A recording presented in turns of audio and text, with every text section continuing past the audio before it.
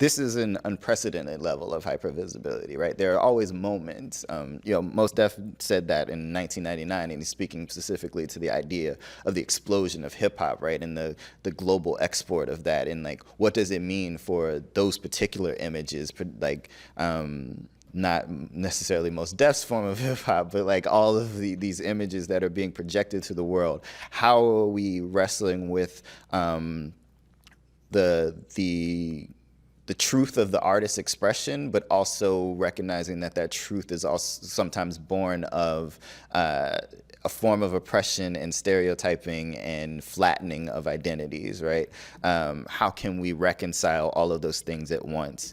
And that's a very difficult thing to try to do, to respect one's truth and know that that it's influenced by things that you may not, by systems you may not want to be a part of.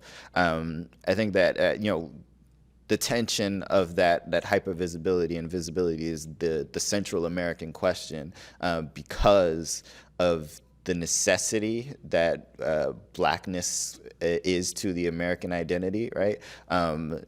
In order for the United States to operate the way that it does, it needs a bottom, right? Like it's a system of hierarchies, and the capitalism is that, right?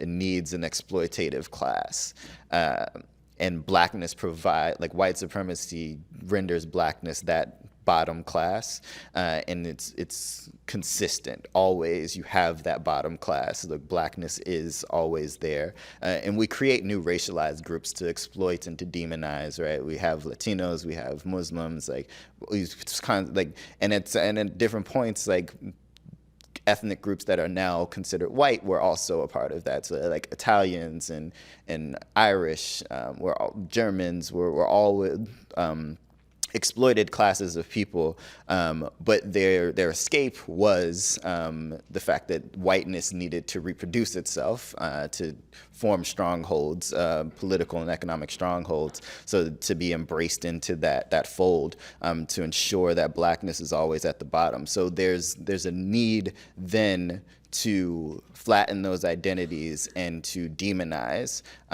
to make invisible blackness, the humanity of black people, to the minstrel shows, all of the different like postcards that depict black men being lynched, the eating watermelon and exaggerated features and just like calling us lazy. But all of these different things are the work of ensuring that the humanity of black people remains invisible, but we also need to be seen in terms of having one, like during slavery, owning one of us was a status symbol, and then like having us be domestics and servants was a measure of one's worth within society. So there's always that tension of like the actual act of being seen, but also having your humanity denied, and that's what the concept of invisibility is trying to get at.